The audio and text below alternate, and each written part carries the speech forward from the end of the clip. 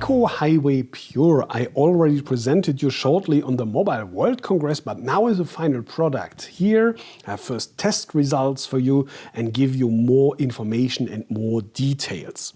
You might remember this is just 5.2 millimeters thick, and as you see here, down there, micro USB slot, or here this is the headphone jack. So this is almost the thinnest smartphone you can build, I would say, and especially it's extremely lightweight, just 98 grams. Nowadays, for a smartphone with 4.8 inch display, this is almost nothing, like a feather. And this is why the Highway Pure is building up two new records. First of all, compared the display size to the volume of all, you will have 56% above the average, meaning you're getting 56% more display size compared to the overall size of the phone. And the second is the weight. It's 29% more lightweight compared to the display size, meaning you're getting a very lightweight phone for your 4.8 inch display. But that was clear, but nevertheless that you know two new records over here. But on the other hand, you have just only that small thing for your battery, for example. This is one of the problems of that small phone. It's fixed, it's built in, it's lithium polymer and just 2000 milliamps. So on the runtime test, I got just 399 minutes, and that's 16% below the average. Average meaning always all smartphones I've tested in the last 12 months. And if you compare this value, this 399 minutes, to the size of the display, that's a little bit below the average already, then you're coming to minus 28%.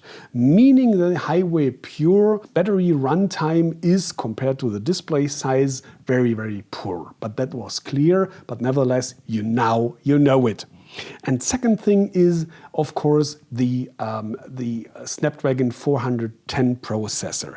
This is, let's say, a little bit in the lower tier, meaning you have 4 cores with just 1.2 gigahertz, Adreno 306 GPU, and 2 gigabyte of RAM.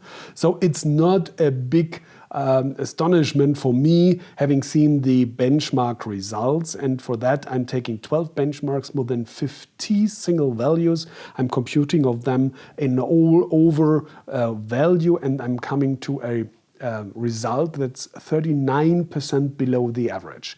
Even if you compare to the price, that's at least here in Germany for a start 299 euros without any contract, it's still 21% below the average. The price ratio concerned to the processor computing power. And third point is you do not have any slot for SD card. You have that SIM slot over here, meaning you cannot expand your memory. And internal is just 16, leaving net memory after I've updated all pre-installed apps, leaving a net memory size of 11.32 gigabyte. 11.3 gigabyte, that's the value you should calculate with. So meaning that's not few, do not get me wrong, but if you're, for example, doing a lot of videos and photos and music, 11 gigabyte nowadays, it's not too much. So this could be a little problem, especially for multimedia fans. And going with multimedia, there's one more problem. Yes, backside camera is shooting photos with 7.68 megapixels, front side with 5 megapixels, true. But both have a 4:3 ratio only.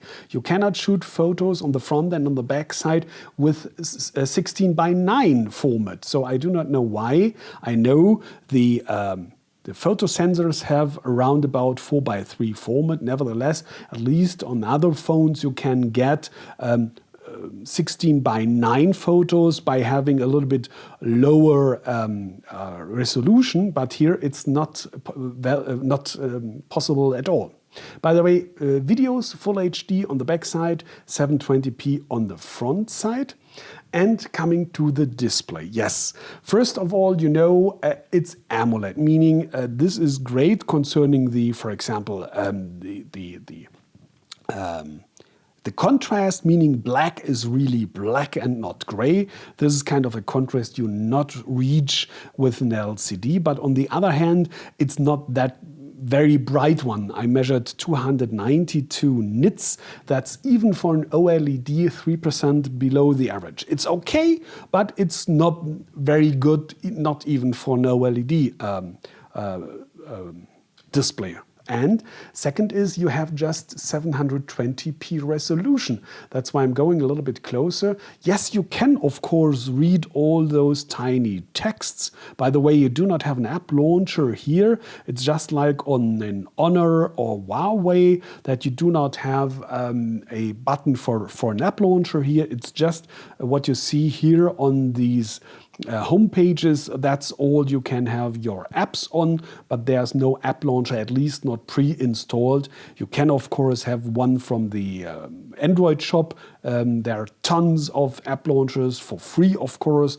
Nevertheless, you won't have that pre-installed. You should that know. But now again, coming back to these little tiny texts over here, you can read, but it's not the sharpest one, of course.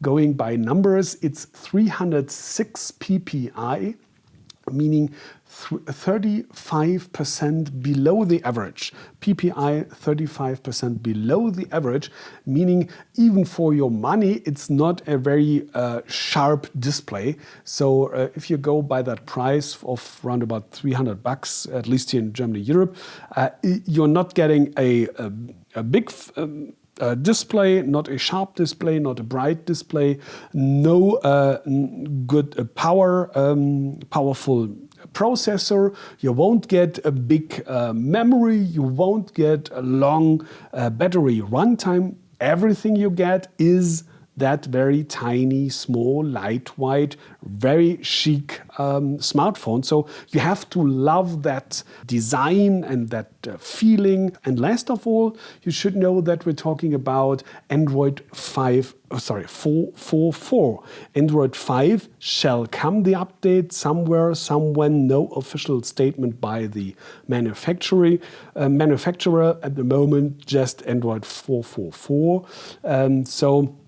But nevertheless, it's almost native, just concerned that you do not have an app launcher anymore. Everything else I've seen, for example, here in the settings, it looks exactly like that native Android, at least this one. So I hope I could help you a little bit with your decision with these first results. Thanks for watching with the Wiko Highway Pure, and please be so kind to recommend my channel and to subscribe to it. Thanks for that in advance and take care. Bye.